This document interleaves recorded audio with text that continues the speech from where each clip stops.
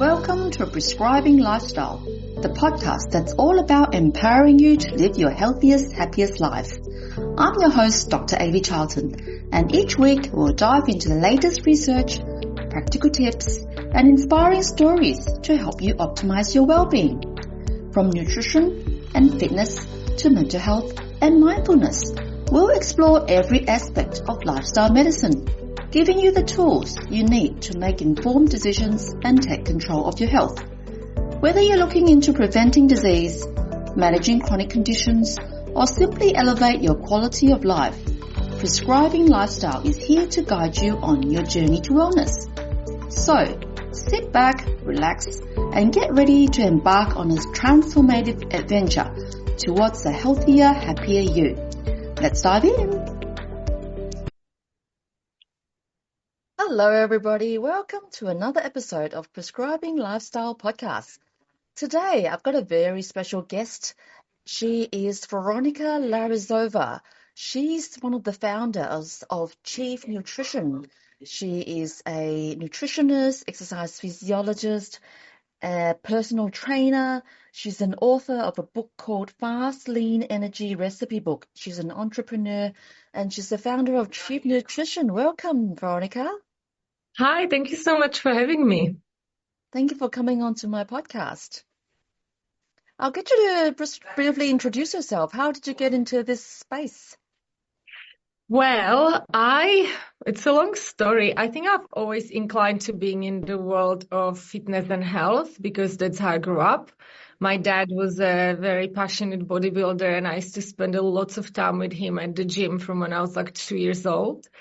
And I grew up in communism and we weren't allowed any like bodybuilding magazines and stuff. And my dad used to smuggle them from East Germany. Wow. I used to flick through the bodybuilding magazines and admire all the girls in their sparkly bikinis, which you could not get in communist countries back then. So always like that was my dream, like working in fitness, like it was so far-fetched for us, like all the, Muscle Beach in Venice and stuff. I saw it in the magazines, but I could not, it was unattainable because we weren't allowed to travel at the time to the Western countries, such as United States. Okay. So I already had that from the beginning. My dad always used to teach us about healthy nutrition. We used to eat everything from the scratch. I would have meat for breakfast, sauerkraut. My dad used to make kombucha at home. We drank lots of kefir. So, all those things that now they're like trending and very expensive in all the health stores. I grew up eating like that. And then when I was 23 years old, I came to Australia to study a degree in sports and exercise science and exercise physiology. And at the same time, I did my personal training and fitness instructor certifications. And then I worked as a personal trainer and fitness instructor throughout my uni degree. Then I finished, started working as an exercise physiologist, and then decided to launch Chief Nutrition. And the year after we launched Chief, I went back to the university to study my postgraduate degree in nutrition. Wow, that's amazing. So that's you collaborated with a few people to launch Chief? Yes, so I originally started Chief with Libby and Justin Babette, who used to own a gym named Agoja, where I used to work as a head trainer and exercise physiologist. And then we brought on another business partner, Brock, who still is the only person out of the 4 co-founders who actually has some experience in the food industry and developing food products and things like that, because Justin, Libby, and I were just from completely different industries, never knew anything about distribution, manufacturing, developing new products and things like that. And Brock has been doing this his whole life, and he's developed some very successful products. So he is a very strategic partner for us, and he's also our CEO at the moment. Wow. Just some listeners might not be aware what Chief does. So Chief sells beef jerky and beef bars and protein bars. All of it's very healthy food, isn't it? Yeah, so our main rule in our company is that we do not use any artificial additives. Everything is made from real food. So we make healthy snacks and whole food supplements. So we make biltong and beef bars, which are all made from Australian organic grass-fed and grass-finished beef that's regeneratively farmed. Then we have a range of collagen protein bars, which are made from Australian sourced grass-fed collagen. And then we have collagen powders, we have liver capsules and other organ capsules, liver powder. So all of our products, or most of our products, except for one new one, are animal-based, and they're all of our products are made with no artificial or synthetic additives whatsoever. We don't use any emulsifiers, we don't use seed oils, nothing like that. Fantastic. That's very clean product. Yeah. I remember when we walked 100 kilometers to Oxfam, we were all fueled by the chief beef bars and biltong, and that was very yummy. It fueled us for hours and hours walking. Yeah, it's good to have a savory snack, hey? Yeah. I love the protein bars, the collagen bars as well. Thank you. Yeah. So, the Chief brand has really grown a lot. Yeah, it has grown over the last 2 years. I feel like now it's like the breaking point for us when people start to know us. We are in some major supermarkets, service stations, but it's taken a while. We started the brand in 2015 and we are in 2024 now. And I think only this year was the year when we actually did well and when we can see some progress in our revenue and brand awareness. Wow, yeah, that's amazing. Yeah. So you became a nutritionist after you started Chief, you said. Yes. What's the main theory of your nutritional practice? What do you believe in? I believe that everyone should eat as much of a natural food in its original form as possible. And that people should be careful about the toxins in food, such as herbicide, pesticide, and, heavy metals and things like that.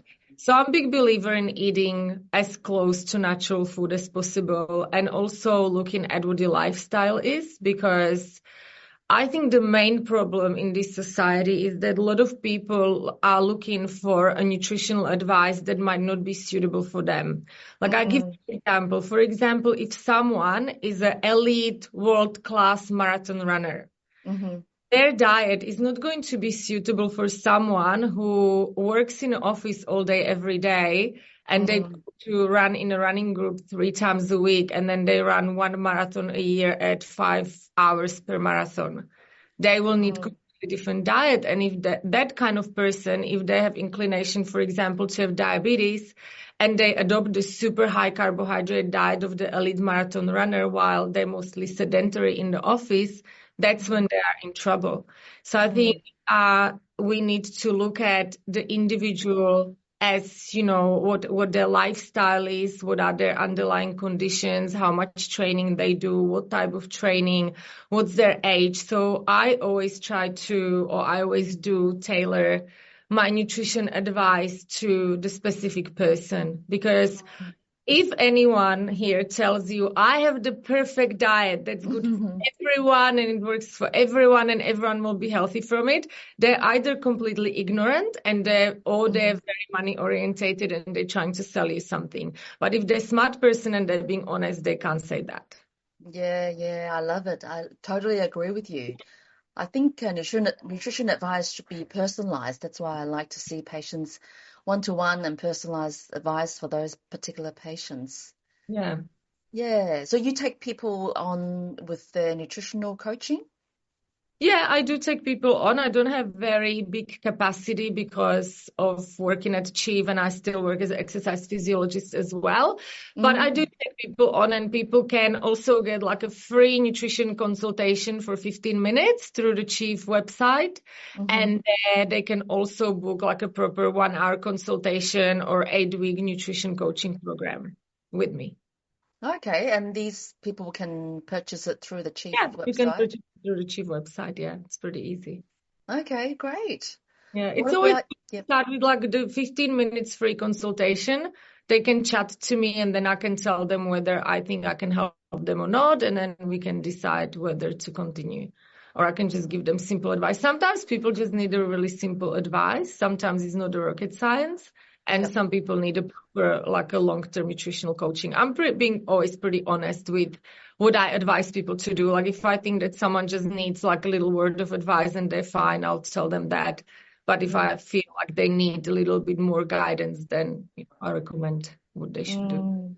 Sure. What do these people usually want? Are they after weight loss or are they sports people? Lots of the people are sports people, and recently I had an influx of people asking me to help them to adjust to either ketogenic or carnivore diet. I think people are really leaning to the carnivore and ketogenic at the moment, I think because of lots of stuff they see on social media.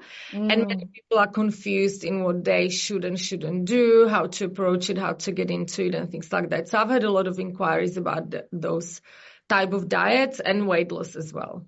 Very interesting. What's your take on carnivore? Look, I love the carnivore diet. I went on a carnivore diet for a full month in the middle of this year. And I had great results. And I also, at the end of the carnivore experiment, I ran 50 kilometers ultramarathon in the Blue Mountains. And I felt absolutely amazing. I felt much better than when I fuel on carbohydrates for that type of run. But I did not stick to full carbohydrate diet, a full carnivore diet afterwards, because I find it very difficult in the summer. And also in social situations, like, I really don't feel like eating steak in a 30 degrees heat on the beach. I just like having like some berries, a piece of watermelon. But I do like the carnivore diet. And I must say that when my stomach feels a little bit off and I feel a little bit bloated, I always revert to the carnivore diet and do carnivore for like a week or two until my stomach settles. And then I go back to eating. I eat mainly meat-based diet, but I do have a little bit of berries, avocado, some watermelon in the summer when I feel like it. I like coffee sometimes. So things like that, but it's mostly always meat-based. I have always been meat-based ever since I was a little kid. So it's a heavily meat-based diet, but I'm not a pure carnivore at the moment. But I do like the carnivore diet, and I think that it's really beneficial for certain type of people, at least in short term. I don't know how about long term to do it for the rest of your life. Not sure if that's everyone, but I think for like a therapeutic purposes, it's definitely effective for do it for like a month or two. Yeah, that's great. So when you're not carnivore at the moment, are you low carb or ketogenic, or are you moderate carb? What do I'm you always do? low carb. I've been on a low carb diet. And I didn't even like label it a low carb diet. I just have been on that type of eating ever since my early 20s. I never liked eating lots of carbohydrates. I'm celiac. I can't have bread, and I don't like gluten-free alternatives. And I just don't like heavy, like a carbohydrate heavy foods. They make me heavy, and I don't really like it. So I've been on a low carb diet for almost 25 years now. Wow, that's amazing. And I know you run a lot and you train a lot. Yeah. Do you find doing low carb or keto makes any difference with running or training? It doesn't make any difference. So to set the record straight here, I'm not an elite runner. I love running. I have done any kind of distances from 5K to 100K. But I'm not an elite runner. And that's what people have to also understand. That's what I was talking about at the beginning. How much sitting you do during the day? Are you really elite runner? How fast are you running? What's your running volume, training volume, and things like that? That all comes to picture. So I was younger, in my 30s, and I competed more, and I had the ambition to run half marathon really fast or full marathon really fast. I would still be low carb all year round, and I would only have the carbohydrates around the competition. So I would do loading before the marathon, have some natural gels during the marathon, and then afterwards I would just go back to low carb diet. And that's what I used to do for like a decade, and it did really suit me. So would you say you're a fat adapted athlete? I don't know if I'm fat adapted at the moment. I think definitely on the ketogenic diet, when I was doing the full carnivore, I was fat adapted and I could feel it. I think I can easily become fat adapted because my carbohydrate intake is so low that just like lower it a little bit for a few weeks and become completely fat adapted. It's easy for me, probably easier than for someone who is on very high carbohydrate diet all year round. Yeah, that's amazing. Do you have other people that your friends that run and then they fuel with carbs and sugars and lollies? Yeah, I do. They never feel really good. They always have stomach pain and they have the massive crash, which is actually, I'll tell you about this. This is the difference I experienced with the carnivore diet. So, Mm, normally, if I do the carb loading, let's say I do 50K trail race and I do the carb loading and then I have the carbohydrates during the race. After the race, I am really exhausted and a little bit irritable and a little bit cold. You know, when you're like so tired and you're just cold and sleepy and just really a bit grumpy, like yep, have like yep, feel like it's like the massive because you have so much sugar and then you crash and you just yes, almost like hypoglycemia. So I thought that was normal. That would just happens because you ran so much. yep. And then I did the 50K race on the carnivore diet. And I actually didn't eat throughout the race because I wasn't hungry. I didn't feel like eating anything. I Okay. just drank some water with salt. And afterwards, I felt so energized. I worked for 2 days before the ultra marathon. I worked at the event expo and I was standing on my feet for 12 hours every day. Then Yep. I ran the race and then I still felt so energetic. I wasn't tired. I wasn't cold, wasn't irritable. I was totally fine. I packed up all my expo stuff, drove to Sydney, unpacked it in a warehouse, went home, cleaned my house. Like I had like these boundless amounts of energy and I realized, wow, I wasn't so exhausted because of the running in the past, but it was Mm, just a massive sugar crash because I wasn't used mm, to having that much sugar because of yep, being on a low carb diet all year round and then yep. just giving myself so much sugar throughout the race that would just really hit me hard afterwards. Wow, that's amazing. I think the sugars and the maybe the fueling with sugar might have Yeah. increased inflammation 100%. and Yeah, also, I wasn't sore. So that last race I did finished with 1,500 steps. It's called the giant staircase in the Blue Mountains. oh my And I God. was expecting to have really bad DOMs in my legs afterwards. I had no pain at all. I was not sore, Wow. not injured, not tired. It was actually incredible. And if someone told me that, I wouldn't believe them. I'd be like, oh, yeah, whatever, you're making it up. But experiencing it myself was actually, it was amazing to experience this and to actually see how well it can work. The other thing I also think why I used to get sore after racing so much, it's because when I ate a lot of carbohydrates, I didn't have enough space to also eat enough protein. And I Ah, I got so sore because I didn't have enough protein in my diet. And obviously I didn't recover well. And then I got too sore and injured. yeah. So maybe the inflammation to do with the food and Yes. when And I lack think of when you're running a lot, you're quite highly inflammatory as yes, well. yes.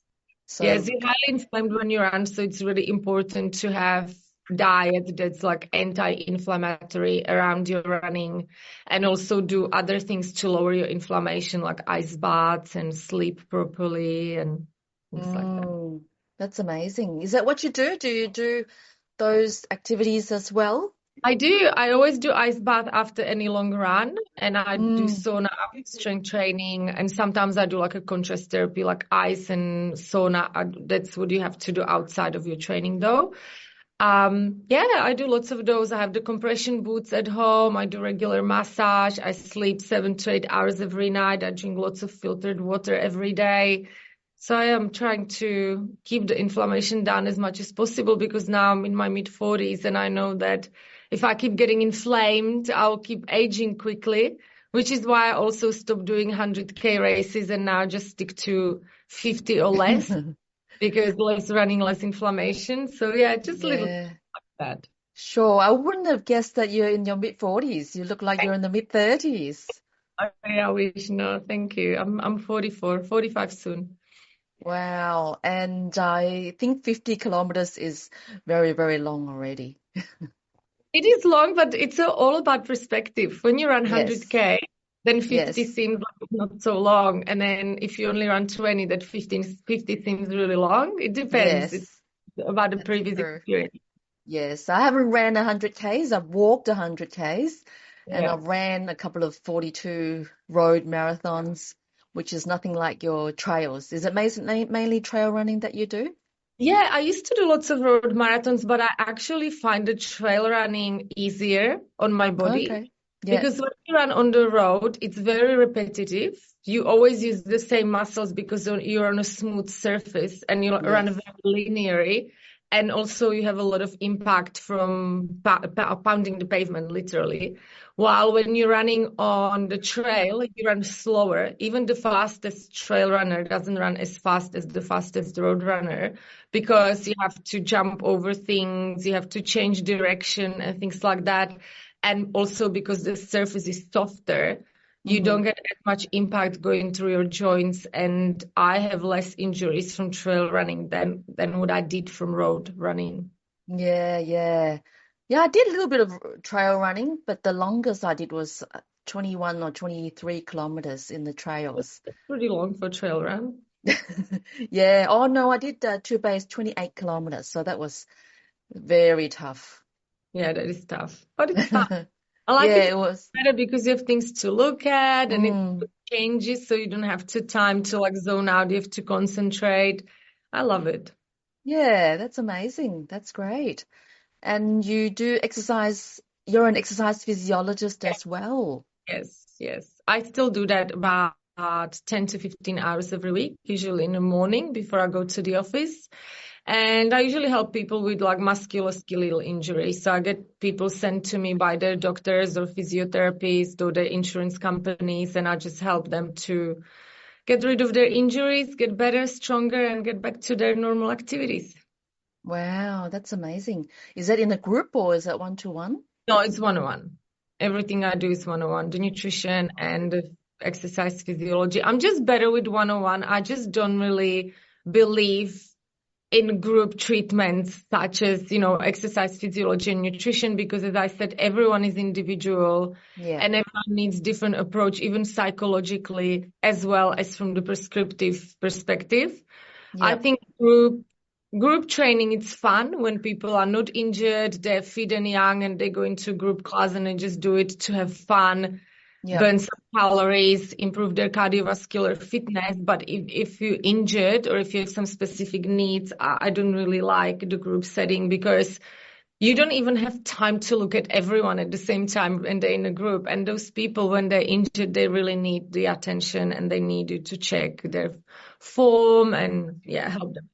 Yeah, that's great. And I agree with you. That's why I do one-on-one GP consultations and help them with nutrition advice and lifestyle advice as well.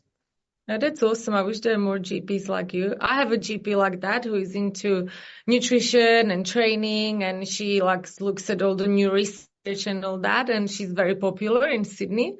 But there Okay. are many doctors like that. It's like, yeah, it's actually sad. I think there should be more education on preventative Mm, methods in the medical yeah. degree. Yeah, I'm hoping to get more people involved into improving their lifestyle rather than just rely on medications just for a Yeah, quick fix. Yeah.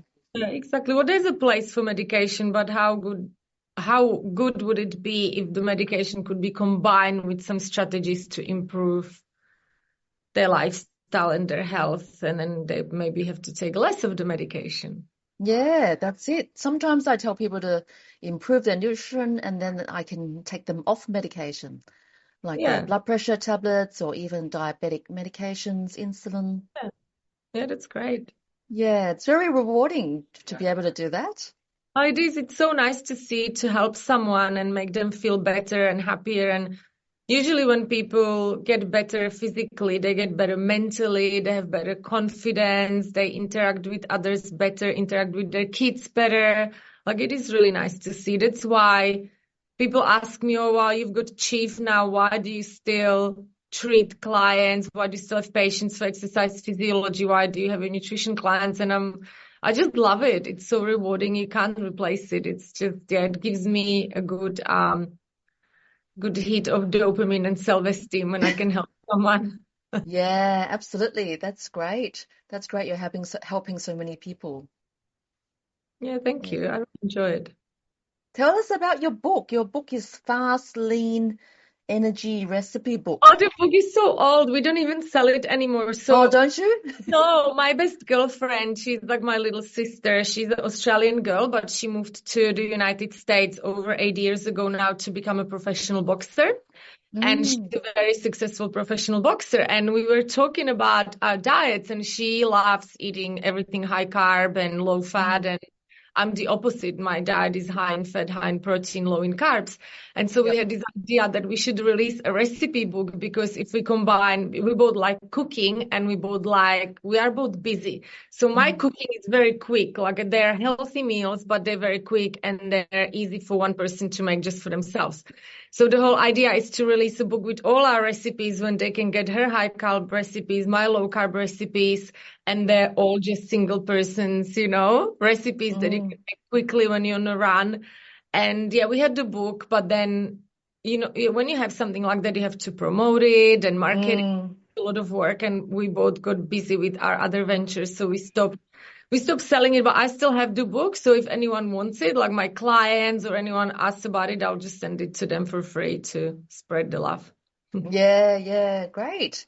So what's your normal routine in a normal day look like? Just share with us a Oh normal God. day, what it looks like. So my normal routine, I start 4 days a week. I start at 6 a.m. with my exercise physiology clients, and I finish around 10 or 11 a.m. And then I move on to the chief head office, or I work from home, and it's about until 5 to 6 p.m. Uh, Mm, if I don't have any breaks between the exercise physiology and the chief head office, I train at 5 o'clock in the morning or 4:30, and then I go to work. But a lot of the times I finish with the clients at the exercise physiology clinic, and then I train myself, and then I shower and go to the office. So I'm every day between my exercise physiology and chief work, except for Thursday, which is only chief. And I train every day to some extent. It's not always a good quality training. I don't always hmm have time, but I always, at least like today, all I had a time for is to go for a 30 minutes fast run. So that's all I did. Yesterday, hmm I only had time to do 40 minutes heavyweight. So that's all I did. So I always pick something, and I do my big, like a proper training on the weekends when I have the time and energy and I don't have to rush to anywhere. Great. And your meals, do you cook all your meals? Yes, I mostly cook all my meals. The only takeout I would have is sashimi. Uh, Mm. Other than that, I just make everything by myself. It's pretty simple. So many times I just brought a raw steak to the office and just cooked it for 4 minutes on a pan and ate that. I also have the advantage of owning or being a part of a snacking company. So when I don't have time to make meals, I just eat biltong and bars, and that's fine too. So yeah, but like except for maybe sashimi and the chief products, I make everything else myself. I don't need any takeouts. I go like sometimes to restaurant as like to socialize on the weekend, but Monday to Friday I just only eat what I make at home. That's amazing. That's great. Yeah, I love it. I really enjoy making my own food because I know what goes in it. I can make it taste exactly the way I want, put in it the herbs that I want. It's just, yeah, it's easy. Yeah. I love your journey. I love your lifestyle and I love the Chief products. Thank you. They're a lifesaver. Like so many times I just put, let's say when I scramble my eggs, I put the bag of biltong into it instead of bacon, or I throw the bag of biltong into soup for extra protein. I just add it into meals. It's just such an easy way to add protein into your food. Okay, that's great ideas for our listener. Yeah, we've got lots of these recipes on how to add chive into your meals on our website. If you go into the recipe section, there's like so many different recipes to prepare with chive, and they're all very simple. Great. And Chief has been very generous in sponsoring my events. Thank you so much. Not last year, actually, yes, last year and this year I've had events and you've been very generous in supplying me with the collagen bars. And then just a couple of weeks ago, I had a breathing event and you supplied the hot chocolate, the collagen powder, hot Yeah, did chocolate. you like it? Yeah, I love it. All the participants love it too. Yeah, that's And actually our bestseller. oh, is it? Yeah. Yeah, a lot of people drink it as a hot chocolate. I often have it at night time in the evening as a relaxation hot chocolate for Yeah, myself. everyone loves it. Yeah, no, we're happy to support you. We are so glad that doctors and, nutritionists and dietitians are behind our brand. We're super proud of that. So we're always happy to support any health professionals because you guys have the closest and quickest access to all the people out there. And you are the ones who can change the minds of people. When I say something to my clients, they're like listening, but then they're thinking, oh, but you know the doctor, what do you know? But when you as a doctor say things to them, it's more credible because they like see you differently, like, oh, she's a doctor, I should listen to her. So it means a lot to us when we get the support and backing especially from doctors and dietitians. It does mean a lot. Great, thank you. And for listeners, I have a discount code and affiliate link on my website that's been sitting there for could be a year or two now, and people can go to my website and click on the link, and I think it's 10 or 15% off. Yeah, 10% Yeah, off. 10% off. That's great. Well, thank you so much, Veronica. What's your last advice that you have for our listeners? Last advice, I think just live as close to the nature as possible. Eat as much natural food as you can. Spend as much time in nature as you can. Get out of your office in the sunshine, in the daylight, jump in the ocean or river or something. Just do as much as you can in the nature. I think that's the best advice because I think a lot of health issues stem from eating unnatural foods and living unnatural lifestyle. Yeah, I love it. I totally agree with you. Yeah, this morning I just had a 1 hour run for 7 kilometers, not very fast, but I loved it and it charged me up for the whole day. Yeah, it's amazing. The day feels so much different if you spend the first part of it outside in the sun, using your circadian rhythm, get some vitamin D, fresh air, even like looking at green, it's good for your mind. So yeah, lots of different benefits. We could do the whole new podcast on the benefits of being outdoors. So yeah, I think being outdoors and eating natural and sleeping enough would be probably the main 3 things. Yeah, absolutely. Well, thank you so much, Veronica, for coming on to my podcast. Thank you for having me. And thanks for supporting your plan. And thanks for supporting me too. Thank you. Well, thank you, listeners. Thank you for staying tuned and listening to Veronica and her amazing journey and achieved brand. So, as I always say, if you don't look after yourself, you can't look after anybody else. Thank you for staying tuned. Until next time, I'll bring to you another interesting guest. Thank you for listening to Prescribing Lifestyle Podcast. Thank you for tuning in to another episode of Prescribing Lifestyle Podcast. Before we wrap up, I have an exciting news to share. I have a new ebook called Low Carb Made Easy. It's now available. This guide is perfect for anyone looking to dive into the low carb lifestyle. Inside, you'll find the basic theory behind low carb eating, a detailed food list, practical meal plan, and a variety of delicious recipes. It's designed to make a journey to better health easier, simpler, and enjoyable. For those who prefer a hard copy, head over to my website and register your interest using the link provided. My website is www.mlcclinic.com.au. Head to online store. Remember, the information shared in this podcast, it's for educational purposes only and not proper medical advice. Always consult your medical professional before making any changes to your lifestyle and diet, or you can come and see me in Melbourne Low Carb Clinic. If you enjoyed this episode, don't forget to subscribe, leave a review, and stay connected with us on social media. Your feedback will help us improve and reach more listeners. Lastly, if you found this episode helpful, please share it with your friends and family. Together, we can make a positive impact to our health and our communities. Thanks again for listening, and as always, stay healthy and happy. Until next time.